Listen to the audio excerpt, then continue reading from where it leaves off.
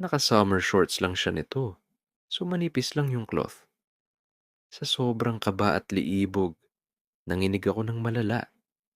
Etits ko rin sobrang tigas and nag-precom na ako. Yung pinatong ko kamay ko sa etits niya, di pa matigas. Dahan-dahan ko talagang hinihima sa etits niya to the point na tumigas na and bakat na bakat sa shorts niya. Di pa ako contented kasi sobrang libog ko talaga. Ginawa ko dahan-dahan ko binuksan yung shorts niya. Since may velcro naman, then binaba ko yung boxers niya hanggang lumabas yung ulo ng etits niya. Tandang-tanda ko pa na nanginginig ako ng sobra sa sobrang kaba at liibog.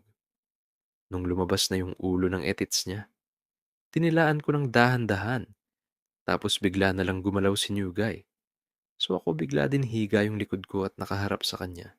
And patay mali siya na lang ako, tangi na hahaha. Then supposedly, di ko na sana itutuloy kasi nahalata na talaga ako. So tulog na lang ako. Etong si Gago, few minutes.